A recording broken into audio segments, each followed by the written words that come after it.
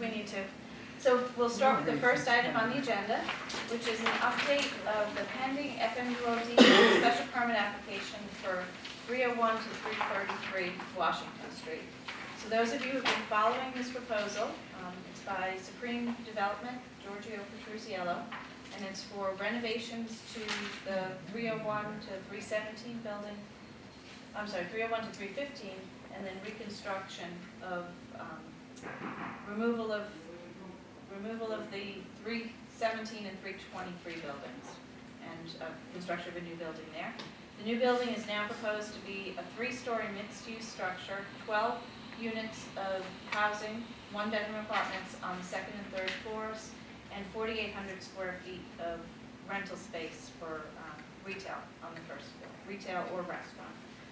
There's a proposal for underground parking that goes along with this, as well as reconfiguration of the parking around the Islington Pizza through Wild Blossom Block. This is going to the planning board for its next hearing on the 23rd of February. So if anyone has specific comments or questions about the application, they can attend on the 23rd. The plans are all available online. If you have any trouble downloading, just contact Abby. She can send you a PDF copy or send you a link to where they're located. If anyone wants to see any of the latest plans, we have some copies here. We can pass them around. And the meeting on the 23rd will be here in this room at 7:30. Previously, we were meeting at the community center, but we had to relocate for this next meeting. It's 7:30 on Saturday. That's at 7:30. Here are just a few copies if anyone wants to take a look at them. We have full size here if anyone wants to look at the big set. So this project started off as a 16-unit apartment complex. It was located within the buffer zone, 5 feet away from the nearest residential property, and there wasn't sufficient parking. So the latest set of plans have addressed all 3 of those issues. There are fewer units, from 16 down to 12. They're all 1-bedroom units. They've added underground parking, and they have increased the commercial space, which was another one of our concerns. And more importantly, they moved the building so that it's fully outside the buffer zone. It's now compliant with the bylaw, 20 feet away from the nearest residential property. And one of the big changes, I think, since we first saw the plans was they've added landscaping behind the building. And then I think with this newest submission, they tried to add some tree plantings on their property. Before, it looked like it was. I haven't gone into detail over I haven't reviewed it thoroughly yet, but I think the January submission, the landscaping was on the abutters property. They tried to move some of that onto the back of their property for the buffer to Beacon Street. Does anyone have any questions? Is that information? I just have one question because I saw it in the conversation we'll have around the RFP. In January, when they were talking about the parking spaces, that included municipal lot spaces, didn't it? They refer to the fact that they have the Wild Blossom, which is one of the businesses that's in that complex, uses 9 spaces in the municipal lot to meet their zoning count. And their revised parking counts were taking into account those 9 parking spaces. Technically, all 32 spaces in the municipal lot would be available for this property. Assuming it's still there. Assuming it's still there, yes, Right. yes, assuming it's still there, correct. And the RFP, when we get to that, is drafted in a way that takes that into consideration. Can I ask what the buffer is between the parking and Total Leary's house? That's exactly what it is today. It's, so if it's 3.5 feet or 5 feet, depending on where it is along that location, it remains exactly as it is today. So there's no change to the existing buffer. So they don't have to be, they can just keep what's there. Right, much like, I don't know if you're familiar with the Needham Bank proposal. They had, they'd actually come to the planning board after doing work, rather than coming for their approval ahead of time. There was a little miscommunication, I think. And they had encroached on the existing buffer. The buffer requirement for that property, as for all properties in the local business district, is 20 feet from the nearest residential structure. Their buffer zone, under existing conditions at Needham Bank, ranged from 10 to 14.5 feet. They had expanded their parking lot and reduced it to between, I think it was between 5 and 9 feet. And the planning board made them restore it to the between 10 and 14 feet, not to the full 20 feet. So where there are existing conditions that predate the buffer zone requirements of the bylaw, those conditions can remain. Just a general question. I didn't miss one task force meeting, but has there been some thought in terms of coming up with how many residential units or what should be the residential unit addition to the Islington area? Or is that just sort of open? I was curious. So right now, the zoning allows that to be determined on a case-by-case basis. If you file, the only way you can have residential units in a commercial zone is by obtaining an FMUOD special permit from the planning board. Each of those permit applications will be reviewed by the planning board based on the criteria in the bylaw. This committee can look at the fact of what they think the overall area can bear, if you want to look at that more closely and make some predictions there. The one thing I would caution is we don't know which properties will be proposed for apartments and which will be proposed for all commercial use. So, I'm not really sure how you would make a determination of what would be the appropriate number of apartment units. It was more of a, I'm not an urban planner, but if somebody were to step back and look at Islington the way we've defined it, and to say, gee, for this to meet some of the criteria that people are talking about, walkability, maintain this sense of a village concept, what would be an appropriate density of residential units? I mean, otherwise, how do you measure each, if you don't have a standard, how do you measure each application against what? Well, the standard is in the application itself. First floors are generally preferred to be non-residential, and upper stories are preferred to be residential or office. Office is a possibility. Retail, restaurant on the first floor, office or residential on upper stories. There is a height limit which sets how many stories you can have. There are floor area ratios which determine how much of the lot can be built out. But the guiding factor is really parking. And depending on what use is proposed, we determine whether there's sufficient parking or not.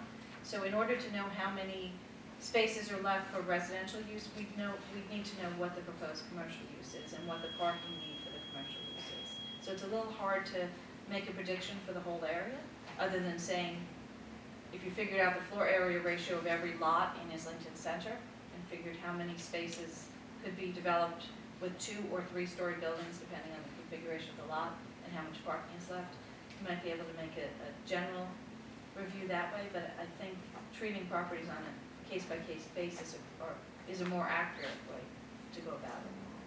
The task force could look at what they think is the maximum capacity that the area could hold without experiencing too much of a change in character. That might be something this What about task open force could look at. space? In other words, a certain amount of open space. So the FMUOD district requires public space provisions, but public amenities, I think is the way we determine it, to be proposed. There's not a square footage space that's hard and fast because it's such a small district zone. Right.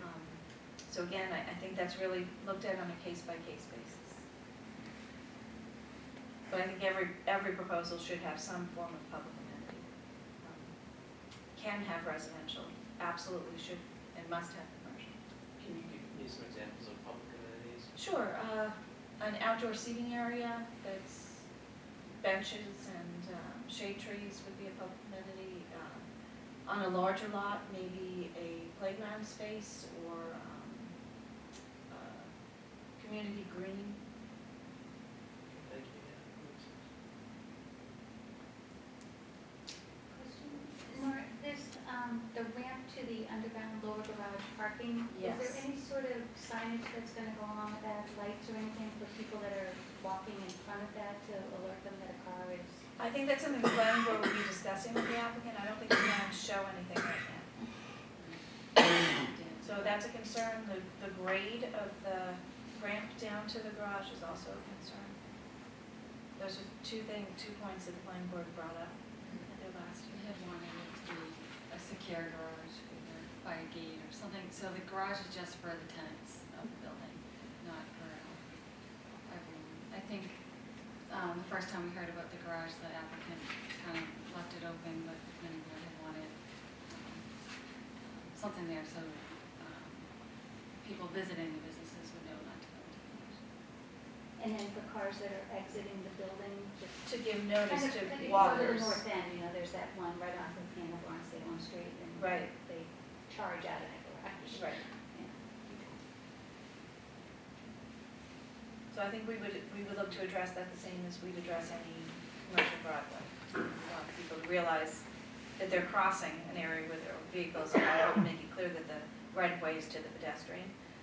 One of the ways of doing that will also be not just at the garage entrance, but across the driveway where you go in now next to Islington Pizza. The preference right now is for cars. You leave the sidewalk and cross the driveway, and under the new development, the planning board will require that the sidewalk continues and the cars cross over the sidewalk. No, on the plans you gave us, it's kind of tough to tell which is the street side, especially on the parking lot. I assume that the bottom is always Washington Street, and at the top is the back side. I believe that's how it's set up. Abby has the larger plan, so I don't have it from me. Yes, and that bottom, so the stairway is to the lower right corner. That's That's the front. the area closest to Islington Pizza.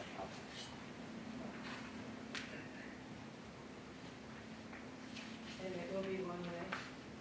The planning board is discussing that. That the last hearing, they talked about having it one way going in from Washington Street and coming out onto School Street so that you could then catch the light.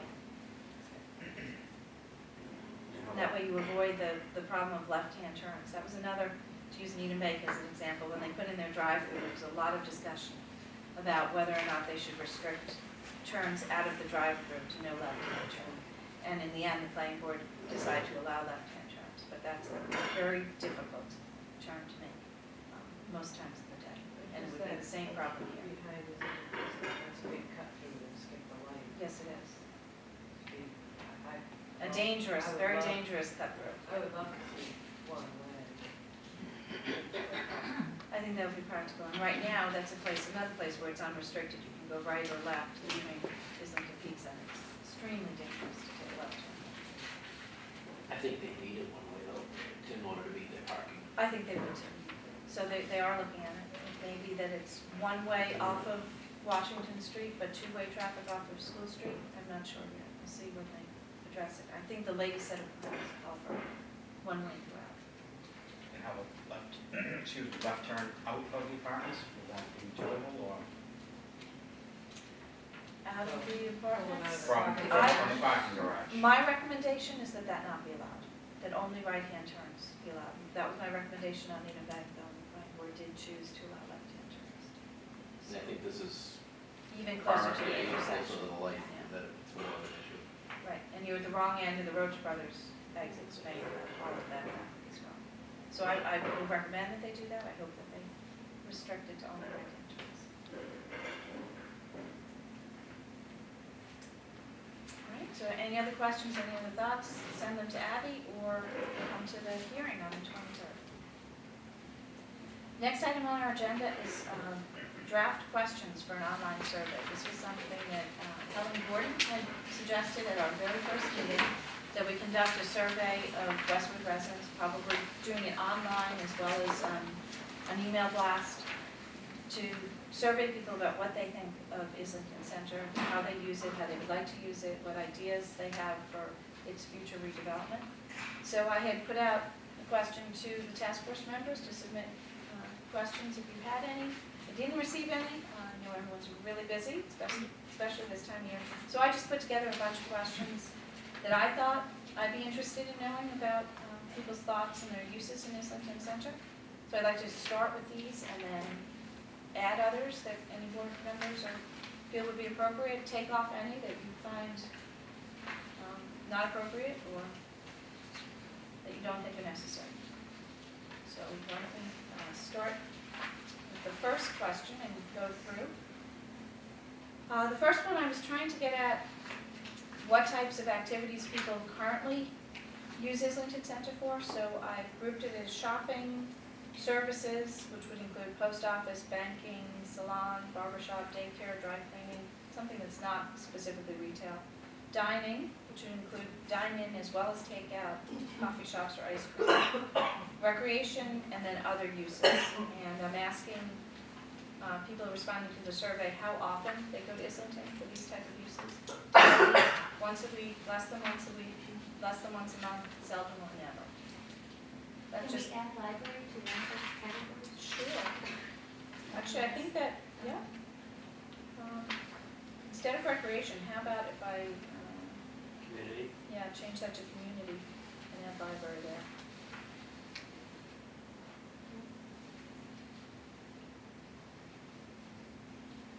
And when I add youth and family services. Nora, are we opening this survey up to everyone? I think what we were thinking of is probably posting it on the website, so that anyone's aware of it, and putting, an article in the local paper telling people the survey was there. Because I'm just thinking that a lot of people come from Norwood, a lot of people come from Dayton. They do, Anyone who's they ever do. collected signatures in Bush Brothers, you can Right. tell that. And there are questions on here that would be great to hear about people from other communities and what their thoughts are. How to get it out to them, I don't know, other than putting it in the local papers, putting it on our website, but we could certainly put some flyers maybe in the library and maybe in Roach Brothers, asking people to go online and fill out the survey. In the post office, maybe? Yeah, that's a great idea.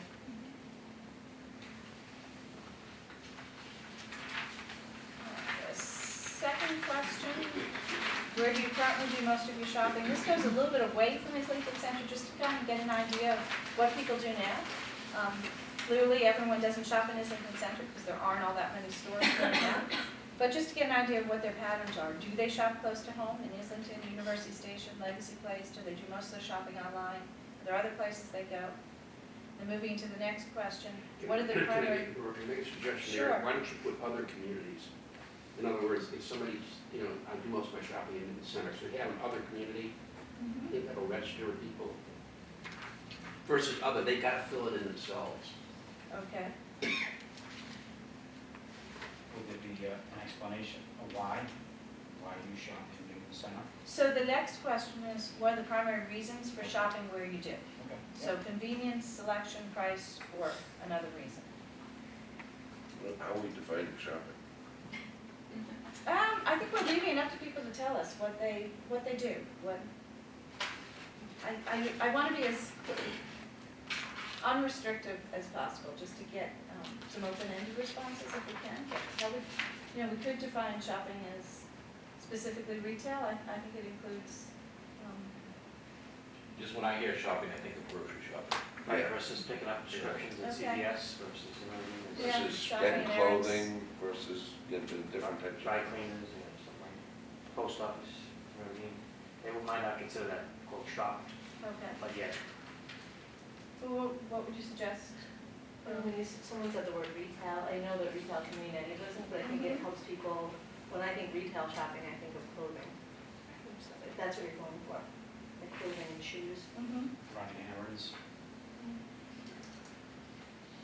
Maybe we'll have two separate questions. One on, Yeah, just when I Retail saw that, shopping when I and saw that, I online. immediately thought Wegmans, Rose Brothers, Whole Foods, and yep. that was my, So maybe we ask grocery shopping, general retail, and errands.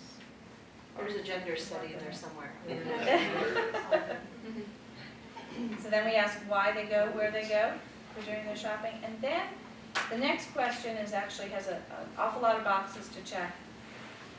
And the thought here was that this would get some information that would be useful to potential businesses to draw them into Westwood, to have very specific ideas of the people who actually are coming to Islington and what it is that they would buy if they could get here. So I've put together a list of all the stores I can think of that I might use, but if anyone has any other suggestions, please tell me if there's anything I've missed. toy store. Toy store, all right. can have a green bunny.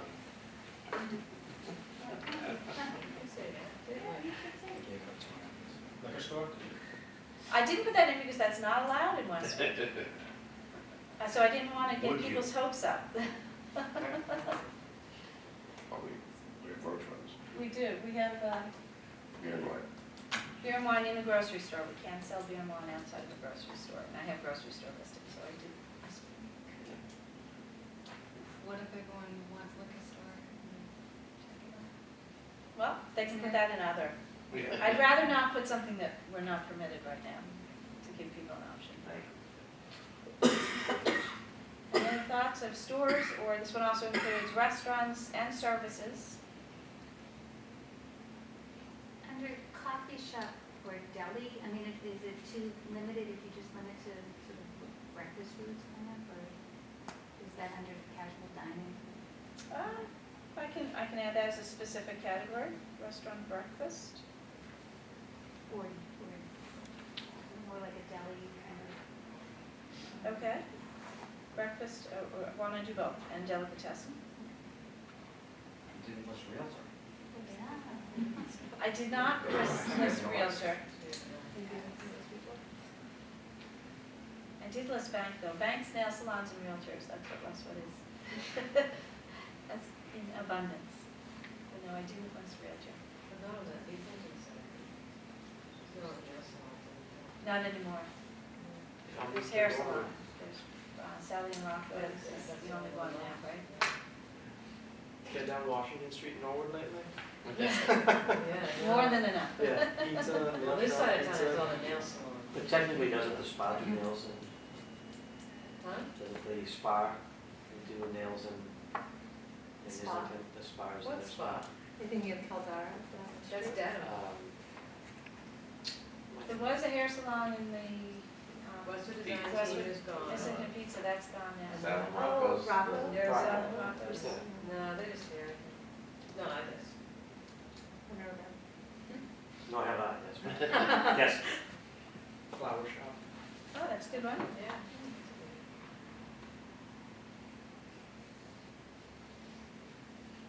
All right, well, if you think of anything else, feel free to send it along. Then I asked some specific questions about the Automotive automotive. service station thing. That's not permitted in Oh, our it local isn't? business district. Never mind. Only allowed in highway business. You can have, I think you can get it by special permit, but it's not a permitted use, and it's not permitted by flexible multiple use overlay zone. Special permit, we're trying to steer away from motor vehicle uses. So Allen's gas would be grandfathered in? Grandfathered, yes, yeah, that's a pre-existing use. Then I asked some questions about the person who's filling out the survey to get a better idea of who it is. Do you live near Islington Center? Either I live in Westwood within walking distance of Islington Center. I live in Westwood but not within walking distance of Islington Center, or I live outside of Westwood. One How- possibility you might want to throw in there is, I live within walking distance, but not in Westwood. So the people down in Rose Court and stuff like that, I'd be curious how many people. Okay. I had a question around like, when we first started, it was interesting to me when I think of Islington Center, I think just of like the Four Corner area, where the ICC and pizza, and it extended farther than I would have thought. And I wonder if at the beginning we say like the definition. Of what goes Islington from, Center is? Like this road to this Sort road, of Claventry to Fairview? Yeah. so that people are thinking, because we want to know what businesses they go to even farther down. And maybe include a map, that might be, Sure, it was. if the survey format allows it.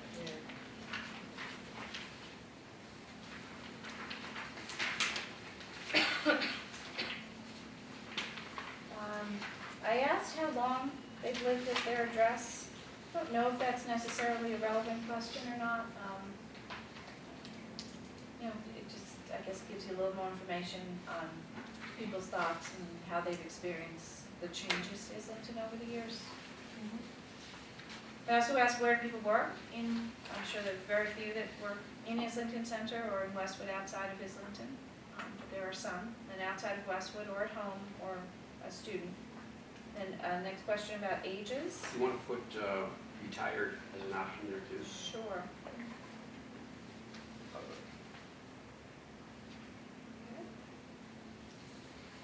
What is your most frequent mode of transportation to Islington Center? Automobile, bicycle, bus, train, walking? And then I've seen a lot of folks that come in those, what do you call it, the vans or something, doesn't The ride? the ride. The ride? So something to show, like, most some of the folks come, Senior. like the senior center, they bring them to Roach Brothers or. So maybe I'll put that under bus or van, since we no longer have a bus line that takes you right to Islington Center, although some people might get off in Dedham and walk the Or 2 cab, even a miles. cab, I don't know if anybody does that, but somebody, Cab or Uber. somebody who doesn't drive, it gets taken to either by van or cab or something. Okay. Does a 34E not still run through? Yeah. Does it still run down? I Yeah, thought, so it goes okay. down, but I don't know I if there thought are it turned stops. before so it goes through Islington Center. Yeah, go straight through. 34E. Was it normal? I know it goes to Norwood, but does it actually stop? Yeah, Yeah. it dog legs down Washington Street, that dog leg section. Yeah, of off to the Washington, side, but and then it so cuts it comes back up. through. Okay, Yeah, all right. usually at about 50 miles an hour. I asked a question, do you have a favorite building or a place in Islington Center? Would destination be instead of place? Sure. Well, again, I read this more from a architectural. Architectural, that was what I standpoint. was getting at, but maybe I'll expand it. Favorite building, place, or destination. So maybe if, Islington Pizza, for instance, might be what people think of, or the ball field. Yeah. Doesn't make it too long, but I almost think that would need to be two different questions, because my favorite building might be one thing. And you have a favorite Favorite place to go destination to, and yeah. something else. Okay. So let's put it into two. What are Islington Center's greatest attributes? And then I just listed, I don't think we want a long-winded answer here, but we want to get an idea of what it is about Islington Center that people recognize as being specific to Islington, and what they think it has going for it. So I just listed a few things that came to mind: architecture, businesses, housing, landscaping, mass transit, and then I might want to be more specific, bus and T. You probably want to put community services in there, which would cover the library and the community center. The other thing is, do you need the reverse of this, which is, what are your concerns about Islington Center? Next question. How do you like that? How do you like that? I think that traffic controls Doesn't fit in there as, no. well, if you don't think that they're well controlled, then you But wouldn't belong traffic there. The reason I put it here was I was trying to have the same things On both repeated in the negatives. And I thought that actually might trigger someone's Can you squeeze? reaction when they saw that as a Can you good squeeze something thing. in there about the village atmosphere, as to whether that's existing or needs to be more? Village character? Yeah, or- something along those lines. Sure. And then the next one is, what attributes need significant improvement? And I would repeat the same categories. So I'd have community services and village character there too.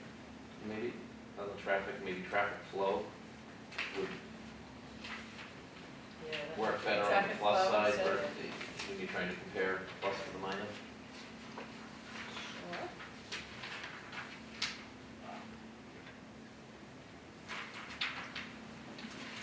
Then a few open-ended questions. What is the greatest change you have seen in Islington over the years? As someone who's brand new to Islington probably won't be able to answer that, but they can leave it blank. What do you hope never changes about Islington Center? That's where I would hope to solicit some ideas about what it is that's really significant to people. What's their impression? What's something that feels right and that they'd like to give us notice that they hope it doesn't change? And the answers to that could range from the ICC to the library to the ball field to a specific business like or the post office or a tennis court, sure. Or Roach Brothers, that's something as well. And then just an open-ended, do you have any suggestions, comments, or questions about Islington Center? And then a place to put your email address if you want us to contact them. And then if you turn to the last page, this is something that I'm not recommending we put in the survey, because I'm afraid that it might put thoughts into people's heads, answering questions rather than let them give us free thoughts. But these are some standard survey questions that you would often see. And listing of priorities. This is something similar to what we did with our comprehensive plan survey that went out about 3 years ago, asking people to prioritize predetermined objectives. I'm not sure at this point we want to predetermine what the objectives are. I think we want to be more open-ended. Well, this is quite a good, I mean, this is a very, that's a good set of questions here. I know what you're trying to do, but. It is, but I'd hate to Leave it with this? make people think that that's what we're going for when they might have some more open-ended ideas. So I don't want to On your stifle their open-ended questions? creativity. What about something along the lines of, is there any reason you don't visit Islington Center more frequently? Sure. That might catch something that doesn't fall into any of the other.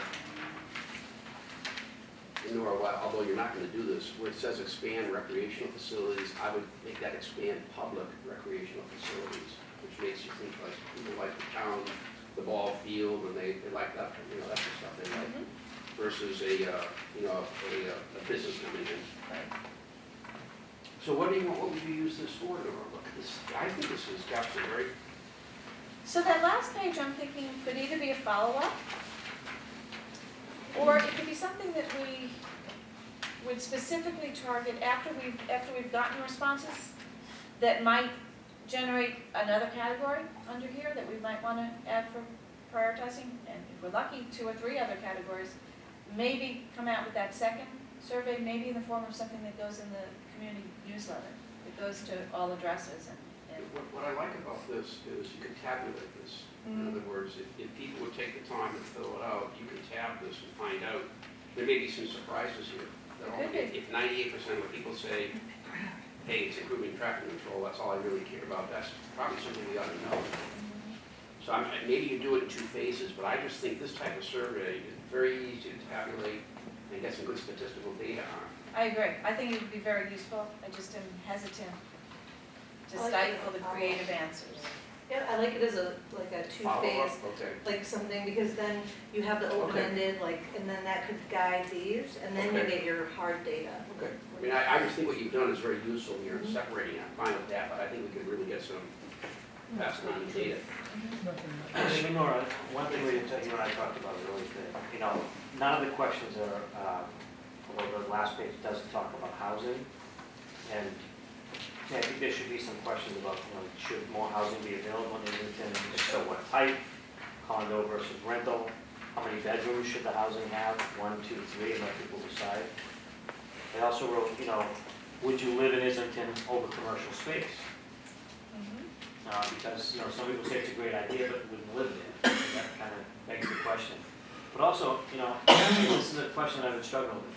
If we put 1-bedroom apartments there, who are we expecting is going to live in them? Because let's face it, Islington is pretty dead after 6 o'clock or whenever Islington pizza closes. Or once in a while, we find the Chinese restaurant open later. But who do we imagine is going to go to live there if there's nothing to do? Is it going to be a retiree? It's not going to be young students for the most part. So, I'm just wondering who we would envision living in them. So I think it remains to be seen, and we'll see if the first apartment complex gets approved, we'll see what happens. Now, we have one right here in Westwood on this side of town, the Colburn School, where we have 6 apartments over retail. We could find out who lives there. I think it's a mix of single individuals and a couple of families living there now. Young children, yes. But the ones that he's building, the 12 are all single bedroom, right? Those are 1 bedrooms, these are all 2 bedrooms. So that's what I mean, so going in the future, what are we looking at? Right, what do we expect to see? I think we could get information from similar apartments in other towns. We don't really have anything to judge from, other than the apartments at University Station, which are similarly located within walking distance of a T station. So I think you could expect to get some people who want to commute and want to live in a small apartment. But I don't think we'll know for sure. I think we can speculate, but adding questions like that to the Did survey. the developer want to do the single, the 1-bedroom 1 apartment? bedroom, yes. This developer, all of his complexes have mostly 1-bedroom Does apartments. he do any market analysis to be assured with the town or how he has measured demand for this type of product? I don't believe he has shared that with us. Is that something you could ask me yet? The planning board could request that. I mean, generally these folks don't go in unless they're convinced that there's a market for what they're doing, and making the decision whether it's 1 or 2 bedrooms. Maybe if we at least saw that market analysis, it might help us understand that he or she sees that, you know, it's 90% 1 bedroom. You know, it'd be interesting to see, because I'm sure they did some analysis. We'd ask for it. They may have, the planning board, we can ask them if they'd like to request that. There may be marketing analysis that was already produced, or it might be that this developer has developed in the general area and is Right. just going off his personal experience. I know that are there any two, I forgot, in the Ritchie Station, the other studios in 1 bedroom? It's 1 and 2 bedroom. It is 2 bedroom. It is. What's It's the about mix? 60% 1 bedroom, 40% 2 bedroom. The first building is, has a greater percentage of 2 bedroom, fewer 1 bedroom. The second building is mostly 1 bedroom. Because there was a lot of market analysis done with that, as I There recall, was. correct? There was. Okay. Any other thoughts other than adding some housing questions to the survey? Anything else that you'd like to find out? I just had some general survey recommendations. Yes. There are a lot of questions, and I know sometimes that's intimidating. I know when I get asked to fill out consumer surveys, a lot of times it will depend on how long it is. Mhm. So if there are any questions that you think are non-essential, you may find it's better to pare them back. Or even if you keep them, what I'd recommend is to reprioritize them. Mhm. So that your most important questions Are first. are first, because a lot of people may start it and then abandon it. And at least you get some insights. Like I think this is a really powerful question at the end, which is what do you hope never changes about this Islington Center? Mhm. And if you think that's one that could have a lot of power to it, I suggest maybe thinking about putting it up earlier. Mhm. Does anyone have any other thoughts on priority questions? I think your what types of businesses question, like, if that was answered, that seems like one that we really want to get to the information, but it's also like, when I looked at it, I thought, well, that would be a fun question to answer. You're just going through it, All thinking it would be boxes to check. energizing, kind of Mhm. exciting. Any others you would consider priority?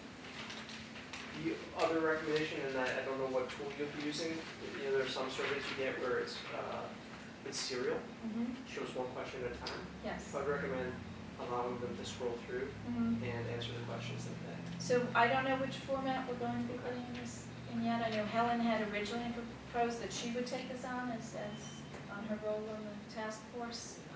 She's not here tonight, so I'm not sure if she's still interested in doing that or if that's something we'll do as staff. What about using a tool like Survey Monkey? I think it probably will be one of those tools, but I'm not sure which one. And you talked about having some hard copies out, so does that mean then that data would have to get put in? Yes, we would have to collect those. And what I'd like to do is have hard copies available, say at the library, if somebody only wants to enter that way, but priority would be to give them a piece of paper with the link to the survey. Yeah, I think we would like to get as many people. or you can get to do it online.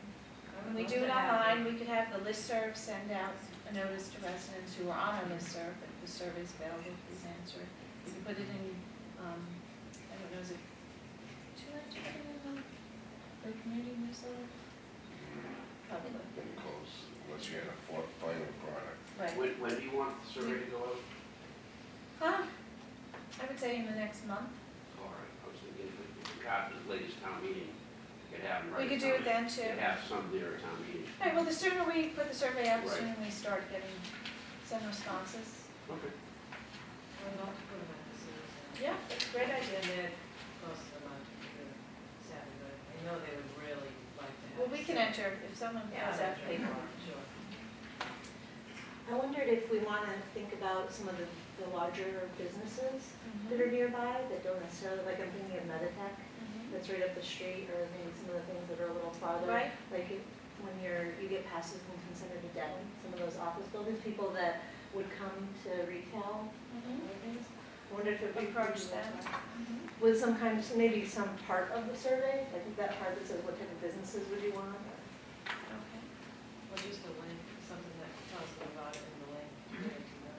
We could also send a link in the school bulletin, the district bulletin, ask them to send it out. Do you have computers set up at the 2 library branches and the senior center with like a quick instruction of like just have the link up and assign, you know, so anyone who frequents those buildings can just fill it out right there. What you could put in the newsletter is a link. Right, But we you could- have but to I don't make have sure. the right, it has to You be didn't- right. you didn't- If it was ready to go. Yeah, and March 15th, it'd have to be ready to go. Oh, That's So I the think date. We could probably do get the is we link could- ready by The link, Yeah. we could put a link that takes you to a page, Right, Yeah. and then put the. and then survey. put the link to the survey Yeah. on that page, so maybe Do that's that, the way to do yeah. it. And even just have like a coming soon blurb Yeah. about it. Right, so if you Being went down. developed and please check that. Mhm. I think you might also be able to do computer stations at, town meeting. If, there's some extra like laptops or something that could just be. And people Yes, we could do that. can do it as they come through and like a few extra. They'll be doing it on their iPads instead of watching the town meeting.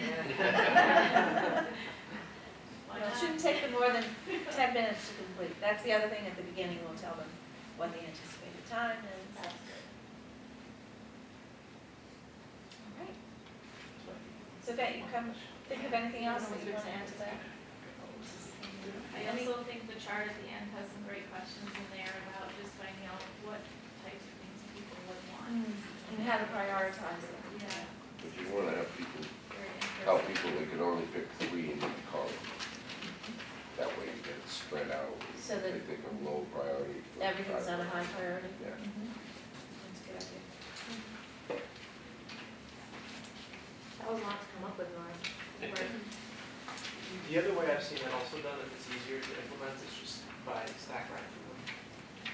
You're forcing people to To set them in the, set them in the order of priority. Depends what tool you're using, if they whatever's using. anybody in the audience want to comment on survey questions? You hit it all, did a good job. Yeah, I thought it was a great draft. Thank you. All right, so moving on to the next item on our agenda, we have a draft RFP. The purpose of this, we have 4 town-owned parcels in Islington Center. We have Wentworth Hall, which houses the library. We have the Islington Community Center, which houses the youth and family services, some recreational programs, and MMO.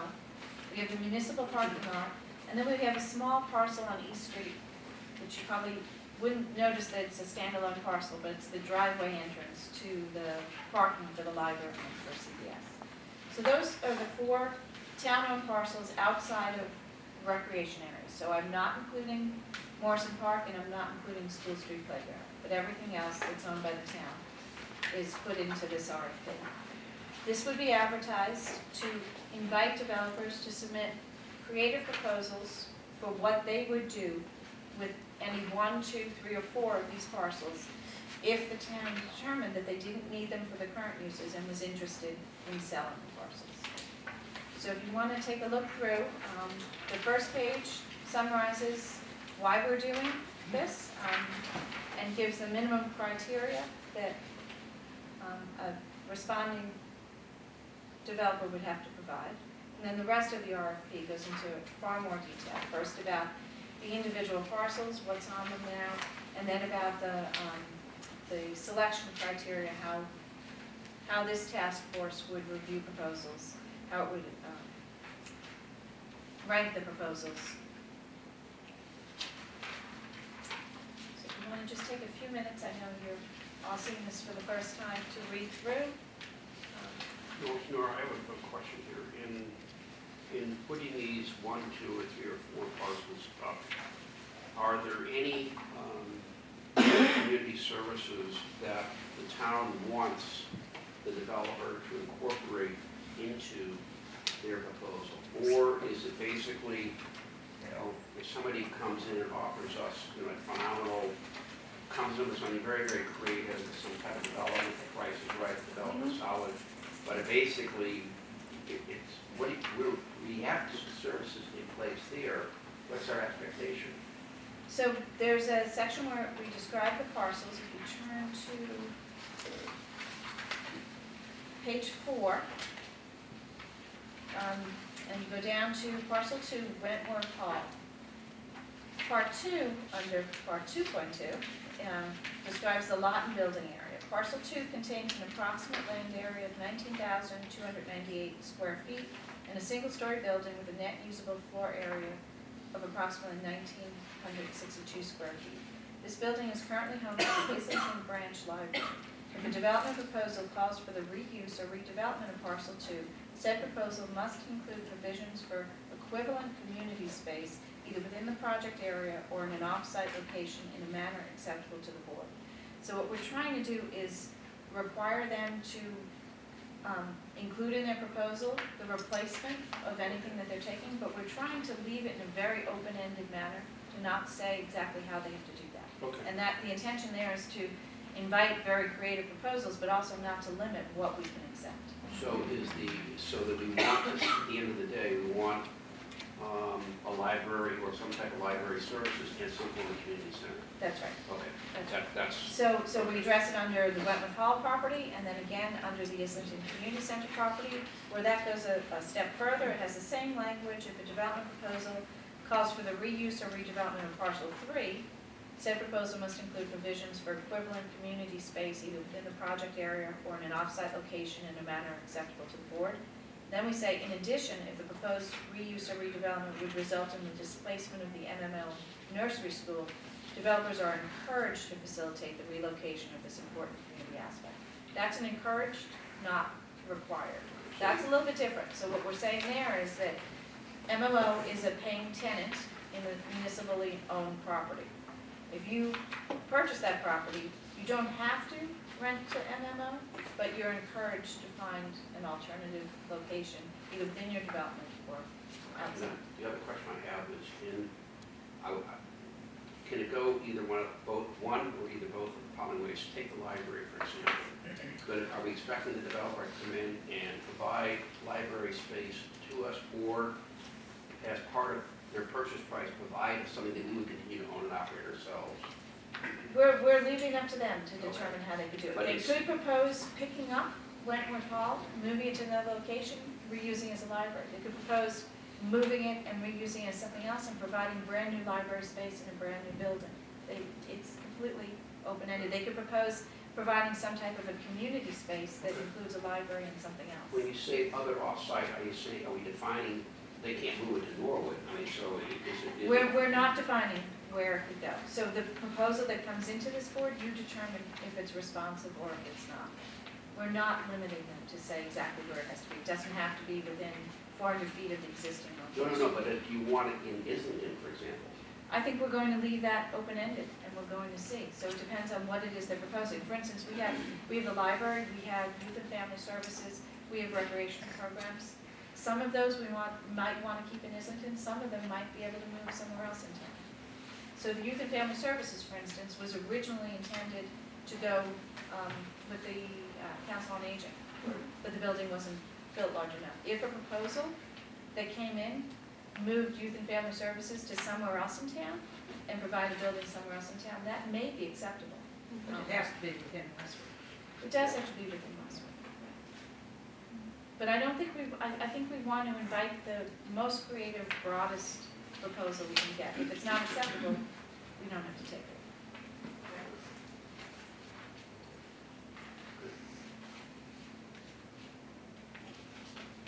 Nora, under Islington Community Center number 2, it doesn't define in there any recreation or meeting spaces that we currently have the use of. Should something like that be listed in there, even though we're not, it's not really like, I see it listed as like home to. I'll say, and is used Programming and meeting. used for center program and meeting spaces. space by the recreation department.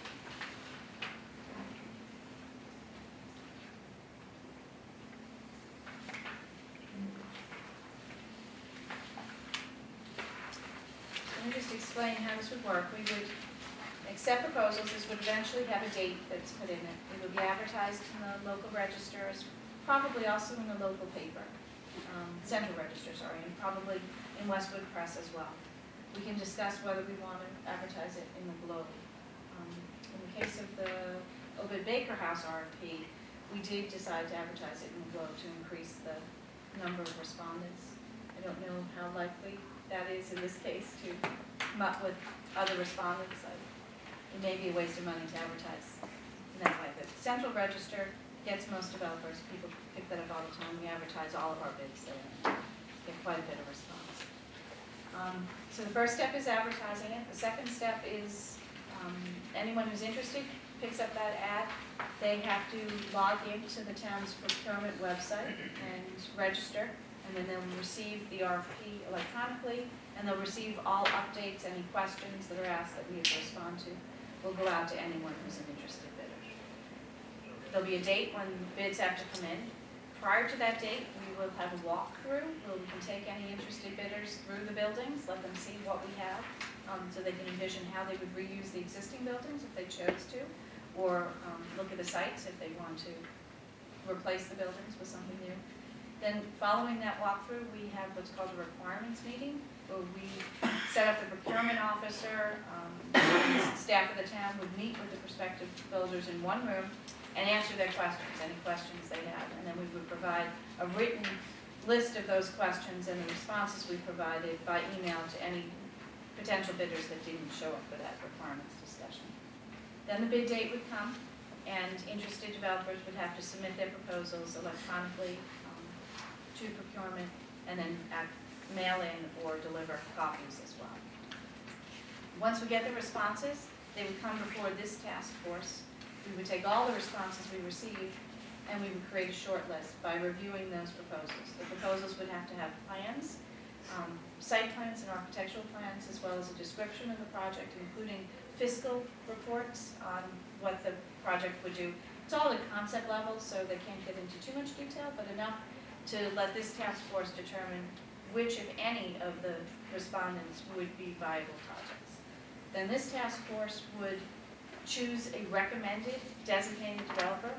There could be one for each lot, there could be one for all 4 lots. We might end up getting a proposal for 2 of the lots, not 2 of the others. It's open-ended, so we'll see what comes in. You would make a recommendation to the selectmen. That recommendation could be for 1, 2, 3, 4 developers, or it could be for none. You may recommend against going forward with any proposals. If you recommend someone to the selectmen, they can choose to interview that person or not. If we happen to get a lot of proposals, and you feel interviews are necessary to differentiate between them, you can call them before this board for interviews as well, before you recommend to the selectmen. When you do make your recommendation to the selectmen, they do have the option of opening it to everybody that came before this board. They don't have to limit it to what you've recommended, but that recommendation will guide them. And in the end, the decision would be up to the selectmen to designate each designated developer for any one or all of the lots. If they do that, they would then start to work on a disposition agreement with the selected developers. If they came to terms of a disposition agreement, then the developer's proposal to either lease or purchase the property would have to go through any of the approvals it would need. That would be the next step. So planning board approval may be necessary, conservation commission, zoning board approval may be needed. All of those approval steps would be the next phase of the project.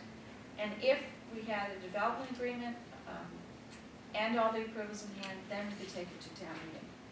And the full town meeting would have to vote to transfer the property. So it's a lengthy review, which starts with this committee making review and recommendation of the proposals. I should mention, we talked to, Rob, you brought up the question about the parking lot earlier in this meeting. That's one of the proposals here.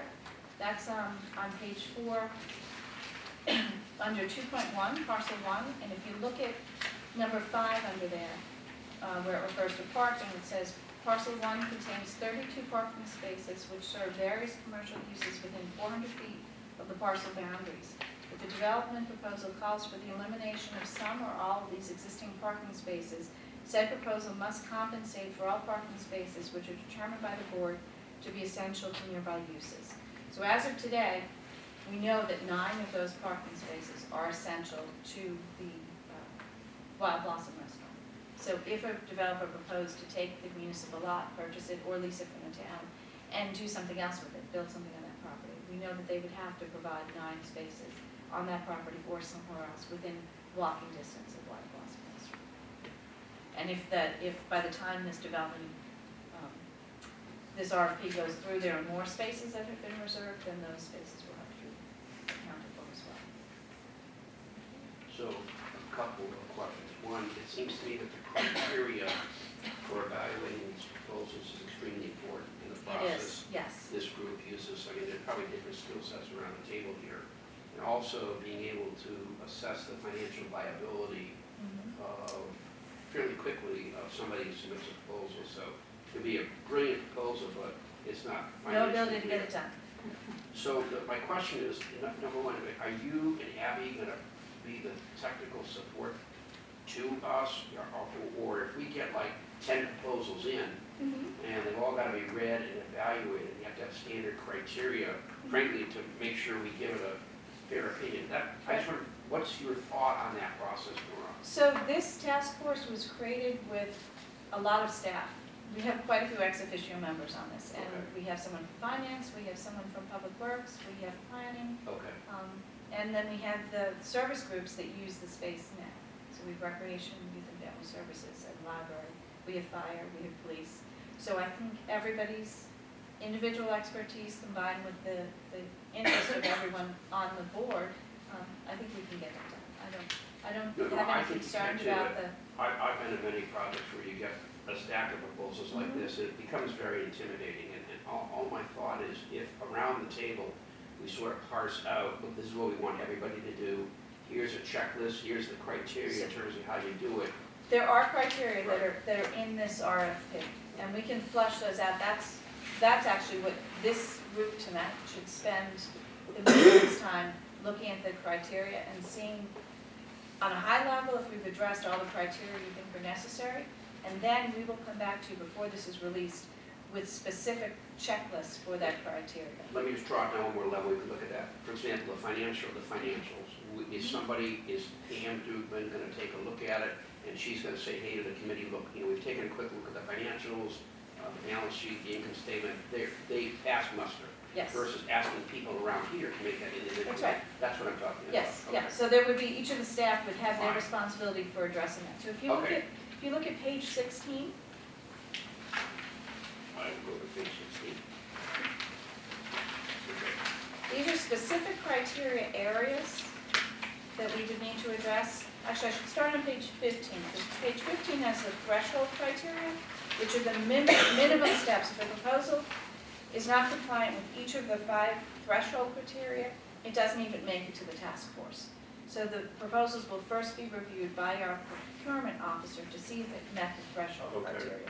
Demonstration of financial capacity, for that, they would have to have completed the forms, put in all the paperwork. It's not analysis of the financial capacity, but just the fact that they provided the information necessary for a review that would demonstrate that. Parking compensation, if they are suggesting reuse of parcel 1 and they don't have a way of compensating for parking, then their proposal is thrown out. Restriction on demolition, this has to do with the Wentworth Hall property.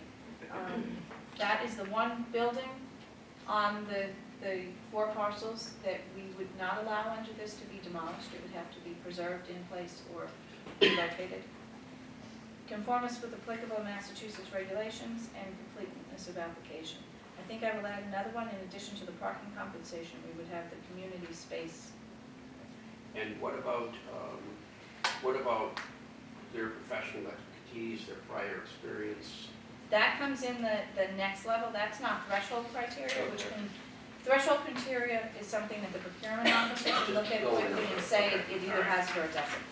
So now the next criteria on page 16, there's 6 categories, and these are the ones that the Islington Center Task Force will be responsible for reviewing each application and judging against these criteria.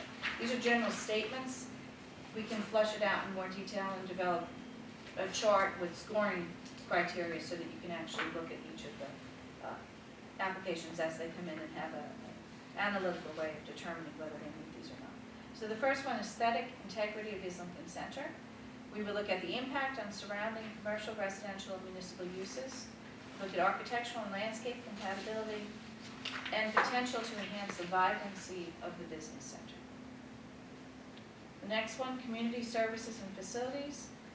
We look at proposed community benefits of a proposal, impact on municipal services and activities, and the impact on MMO. Under traffic, circulation, and parking, we would look at vehicular impacts of the proposed redevelopment, pedestrian and bicycle impacts of the proposed redevelopment, and the sufficiency of parking for existing and proposed uses. Under economic considerations, we look at purchase and lease price that are proposed, the anticipated tax revenue for a specific project that would be based on what uses they're proposing, as well as the type of structure and the level of architectural detail. And then anticipated cost of public services. So obviously, if there was a proposal for multifamily housing, we would take into account the school costs related to that. If there was a proposal for senior housing, we would probably take into account increased emergency response rates for those that proposal. The next is heritage and character. We look to see whether it include the historic preservation of the exterior of Wentworth Hall, and then whether there was historic preservation of other buildings or structures. While we're not requiring it, some people might want to see other structures, the Islington Community Center preserved. So that's criteria that can be assigned, and there will be a point schedule associated with that. And the last one is risk and town management impact, and I think this, George, is where we would rely heavily on Pam. Financial sustainability, that would look at the financial ability of the developer to carry out the project, as well as the sustainability of the project itself on an ongoing basis. Then comprehensiveness of the information that was received with the application to be able to judge the risk to the town, and then demonstration of relevant experience by the developers. That's what it said. So if anyone has any other suggestions for criteria they think would be important before considering those, we'd like to get that out to the developer in the RFP so they know ahead of time how their proposal will be judged. Yeah, that's good. Affordability of housing.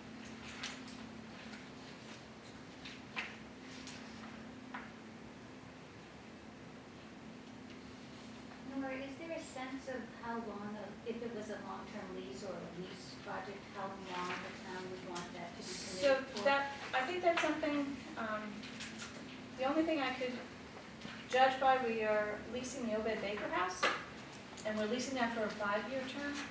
The RFP allowed for either a sale of the property or a lease. If it was a lease, it had to be for a minimum 5-year term. In that case, it's a little bit different. Structure was in place. Right, that was an existing structure, where this would be a ground lease if you're leasing. I think it's far more likely that we would sell a parcel than it is to lease it, but I want to keep that as an option, because there might be a way that you structure a lease purchase arrangement, which just might end up working. But if you turn to page 2, sorry to skip back and forth, but it's probably easier than having you read through the whole document. If you look at page 2, we list the individual parcels, and I have room here to set a minimum purchase price as well as a minimum lease price and lease term for each parcel. We may want to set the minimum purchase price based on the tax assessment of the property. We may want to set a lease price and a term of lease based on what we think would be economically viable. So in the instance of the Islington Community Center, we know what we lease out a portion of the space for now. We know what our terms are on that lease and how much we charge on an annual basis. We could set something similar to that. Parcel 1, which is a parking lot, I think it's very unlikely that we would lease a parking lot to someone to build a building on. I think that would probably require a purchase. Nora, how does this project interact with the project across the street? You know, if these guys propose a flower shop, but we already have a new flower shop across the street, will these proposals be given information about whatever is done across the They street? will. So I think the first step, and someone who's coming here someone who would want to respond to this would be to come to the area, look around and see what we have. The project across the street may not even have its approval by the time we send out this RFP, or it may, but even if it has its approval, it will not have been constructed, and it certainly will not have been leased. So I don't think that we could know ahead of time what those uses would be.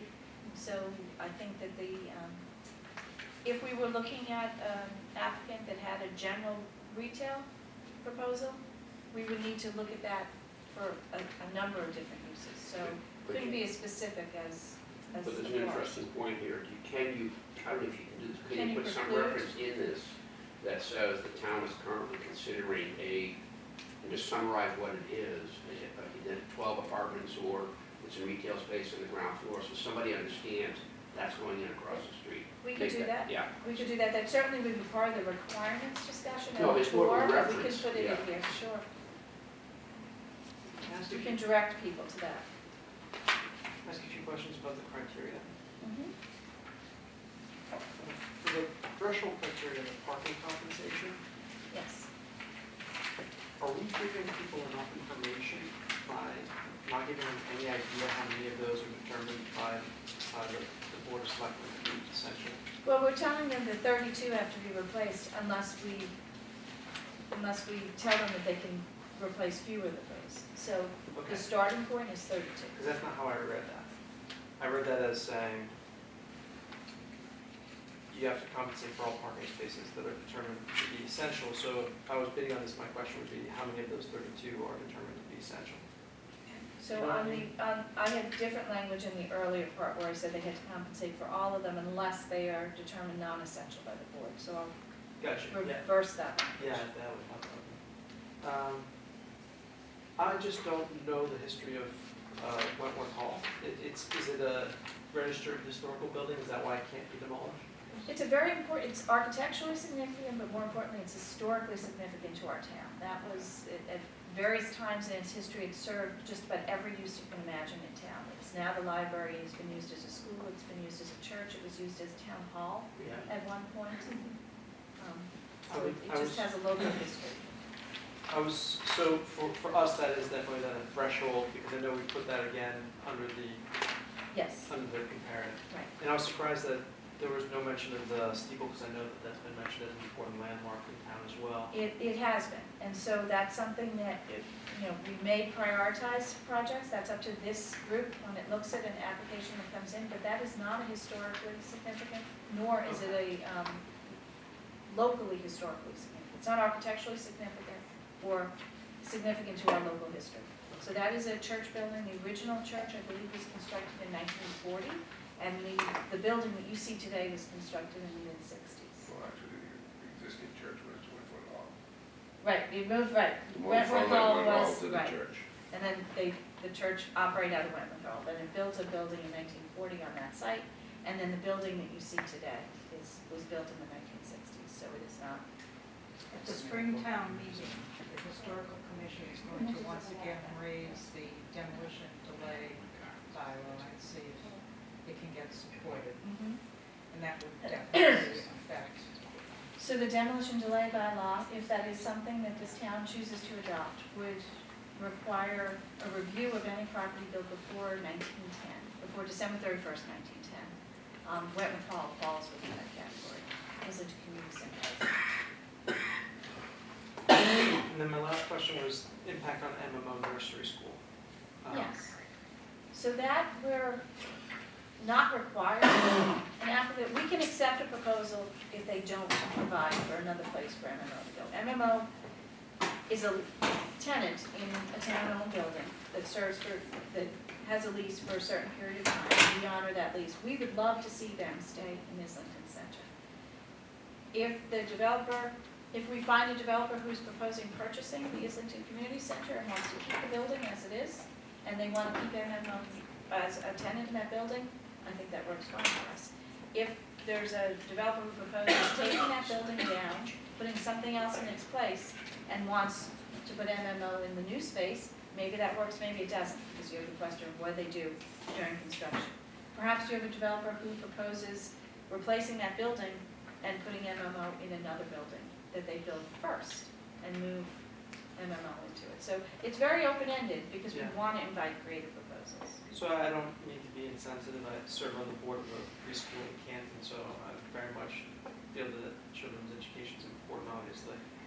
But why does it rise to the level of consideration when, they're a tenant, they probably serve a small handful of families? I mean, should this even be on here? Well, I think they serve a large number of families. So I don't know In Islington and in school, so Westwood. part of it They is. do, it's, it has a large usership in Westwood, I think it's important to our community, and We'd love to keep it if we could, One of the reasons why the town acquired the church itself. in the first It's place. for In the the first school? place, Right, because to keep the school, and because the school was a tenant paying the bills, I mean, it worked toward making the whole investment affordable for us.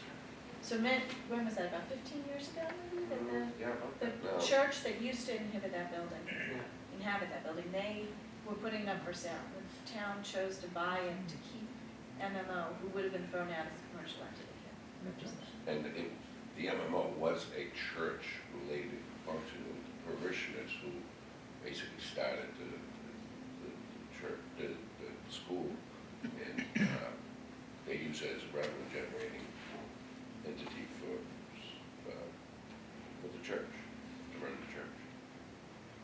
How big is the school? I don't know.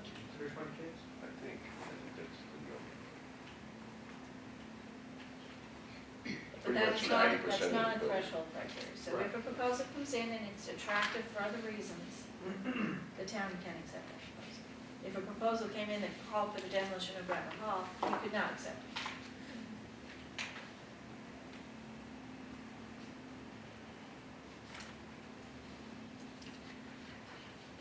All The right, idea is more to foster a conversation to see if they can arrange some replacement location for that. Gotcha. Or just keep them as a tenant in the building. And so we don't know how many proposals, if any, we'll get on this. And we could get proposals for individual properties, or we could get a proposal for a whole grouping. We just don't know. Do we know if the existing developer has any interest in? We know he does have interest, he's waiting, he's asked several times for a copy of the RFP, and I told him it was in draft form, and it would go to this committee first. And once it's posted, they'll have it. But I don't know whether there'll be other interested developers, or interested property owners who own other property just outside of this area, that might want to arrange for a swap. That's another thing, this allows for sale, lease, it can also allow for transfer. They could purchase the property by giving us a different property, if someone was interested in doing that, that's an option. I think the whole thing's an excellent idea. I think it's going to flush out a lot of issues. And I know that, and I think it really gives this task force something really to focus on. At the end of the day, we're going to find out we're going to find out a lot. And, I think frankly, if you look at the success that the town has had with a couple of smaller projects, like Little Bank in town, but also University Station, I think the town has a reputation of willing to be, creative and get things done. So, I think we may get some interesting proposals. Yeah, at a minimum, we'll get some ideas, and we'll have an idea of how this land is valued, and we can determine if it's something worth going forward with. We'll select someone, bring it to the selectmen. If they agree it's worth going forward with, they'll enter the disposition agreement, we'll go through the approval process, and then we still have to get it by town meeting, so convince the entire town that this would be a good proposal. So,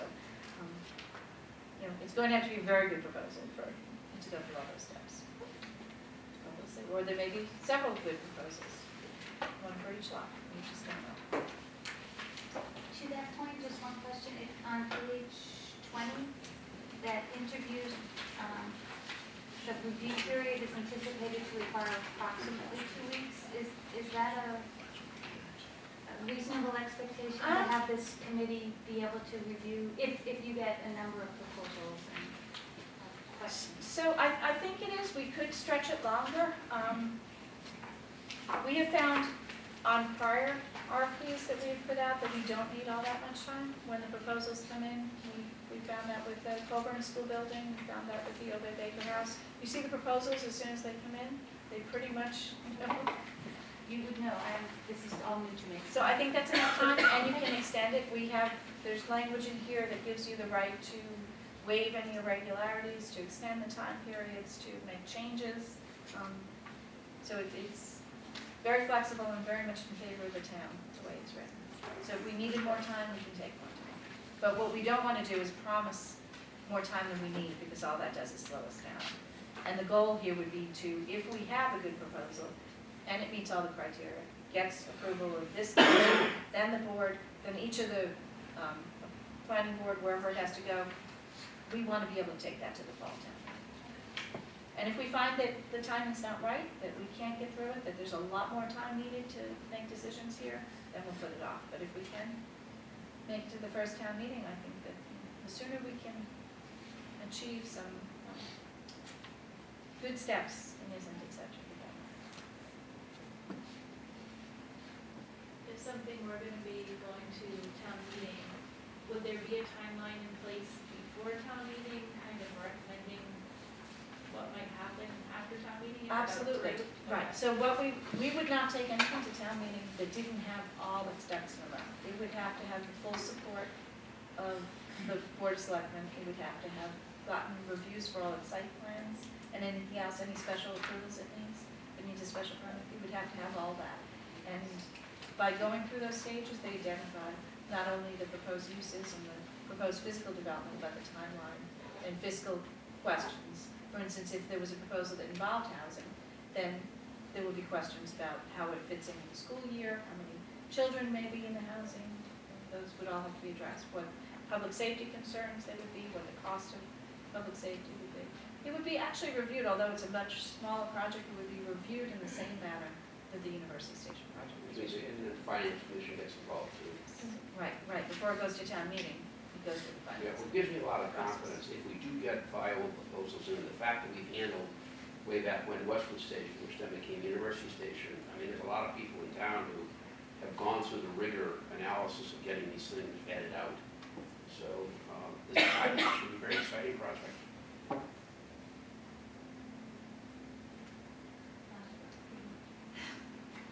It'll be fun. All right, so that's all I have on the agenda for tonight. So unless anybody has any questions or any thoughts, I think we'll close it there. We meet again on March, it's a Wednesday in March, is that the 9th? It must be the 9th. The ninth? It must be March 9th. We meet here again. After that meeting, we're going to try and get back to Islington Center in the spring. Okay. All right, and at that next meeting, Trevor, I should have mentioned at the beginning, Trevor Augenstein couldn't make it tonight, the chair, so he stepped in his place. He'll be back to handle the meeting, and I think he'd like to do some small group activities to discuss architectural thoughts on buildings in Islington and other specific questions. All right, so hopefully we'll have a more lively graphic presentation for the next meeting. Thank you. Thanks, John. Great job. Thank you very much. If anyone thinks of anything when they get home or during the week, just shoot me an email. All right, thank you.